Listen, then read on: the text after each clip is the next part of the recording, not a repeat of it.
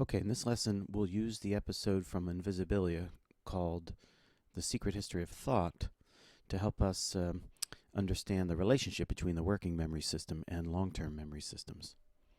First, here we have our brain, the surface of the cortex, the temporal lobe down here, and the occipital lobe, and parietal lobe, and frontal lobe here. And you'll recall we have the box here representing our working memory system that can have various contents. And down here we see little loops of neurons here. They're going to represent stored long-term memories. Now, some of these memories might be autobiographical memories, event memories from the past, but they could also be sort of propositional type memories. So a thought, after all, is a proposition in a language. And we can think of, we've got a whole set of language terms stored here. We know the meanings of words. And so we can think of some of these as the memories for sentences that might be relevant to a person. For example, here we have the red ones here. They are shown to be currently activated, and they would be engaged in loops of neural activity with the working memory system. And the patient then here would be suffering from what we'll call the dark thoughts and images, right? So if the patient were having the thought, I'm no good, or I can't do something, or I'll never have friends, or I'll be alone, or I'm stupid, those would be linguistic representations that get activated, and then the patient experiences them as a thought. But you might have images as well, some horrific images of the person committing some violent act. So the idea, though, is that the red ones would represent kind of the negative, the dark thoughts, and they're currently shown to be activated from the long-term memory store. So the person is experiencing them in their working memory. They're conscious of these thoughts and images. Of course, those dark thoughts and images are not the only memories that we have, right? And so we've got some green ones over here and some black ones. And again, it's not critical here, the exact placement of these memories, but just the idea that we have different kinds of long-term memories, and some of them are kind of negative, and others would be positive, and many others would be neutral. The ones that get currently activated and enter into working memory are the ones that the patient would be experiencing, or that you would be experiencing. Okay, so now let's take the first approach of therapy, the Freudian approach. And the idea is the patient is suffering from dark thoughts and images, troubling thoughts that produce anxiety and so on. And so you go into the Freudian therapist, and the approach here is that these dark thoughts have meaning. And the key to therapy then is to try to uncover the meaning of these things, and to relate the dark thoughts to other memories and thoughts about the self. So to find the meaning of the dark thought, you have to discover the relationship between those dark thoughts and other memories, right? Thoughts about the self, other memories about other people, other autobiographical memories. And by seeing how the dark thoughts might be related to those other memories, that produces a reduction in anxiety. Right? So from the Freudian's approach, the things that enter up into working memory do have some bearing on the nature of the self, right? And psychological health. And so if you're having experience of these dark thoughts and images, the trick is to understand their significance, their meaning, by consciously talking out with the patient how those thoughts might be related to other events in their past, or other thoughts about the self or others. Notice then, from the Freudian approach, those dark thoughts do say something about the self, because they are importantly related to all these other memories which constitutes the self. If you think about what is your self, what is your self-concept, well, it's a whole bunch of autobiographical memories about what you've done and your characteristics and your tendencies and so on, and as well as just thoughts about yourself expressed in verbal propositions.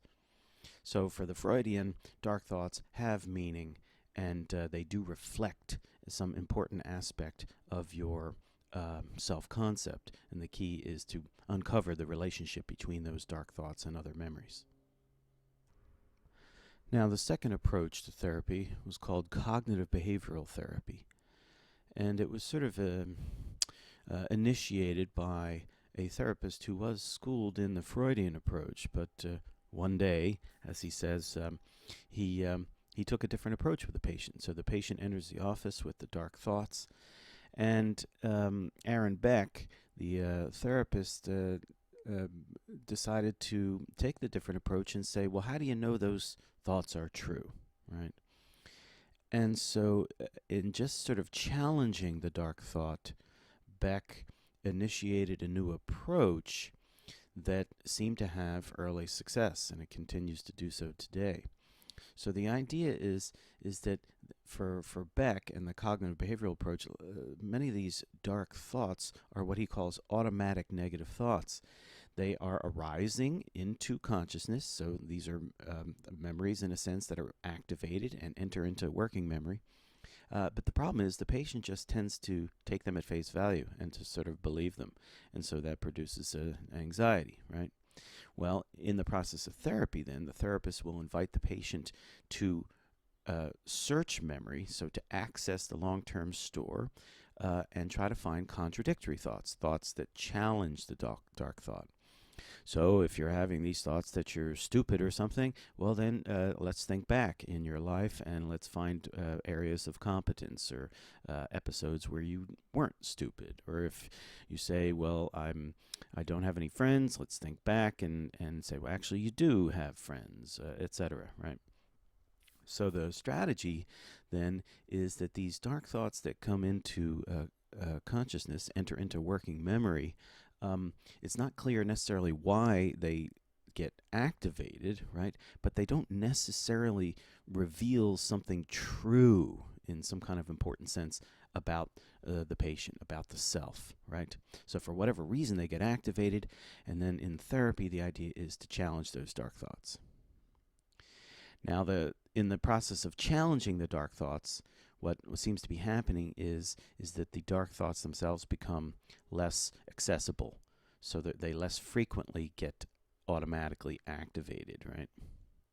And so that would be a form of healing then, because the dark thoughts are associated with anxiety, and if you can reduce the activation of those dark thoughts, then the patient's going to feel better. Okay, so let's take a look at the third approach to therapy. Here we'll call this third wave therapy.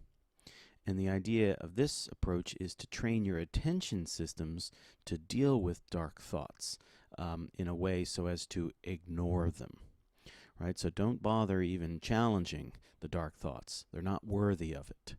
These dark thoughts just get activated kind of randomly, and the idea is to just ignore them, and that requires your attentional systems to help you do that. So here we are, we have our working memory system, and now we've indicated some time 1, time 2, time 3, so there's going to be a progression over time of some thoughts in our working memory. We've got our dark thought over here, and maybe a more helpful thought over here, a nice thought. And then we've got the attention systems of the brain. There are several, but here are two. There's one region up in the frontal cortex and one in the parietal cortex. Now, in general, attention systems seem to function to increase the processing of different areas of the brain, right? It kind of gives a little boost to whatever information is being processed at that location. It does so more efficiently, and then it's more likely to enter working memory. So in this case, what we have here is that the dark thought has entered into working memory, and the attentional systems have, in a sense, boosted that signal, so that you are now really focused on the dark thought. You're experiencing the thought, and it is drawing and capturing your attention, right? So in effect, the attention systems are heightening the experience of that thought, and that's all you have in your working memory, because your attention systems are favoring that thought over other things.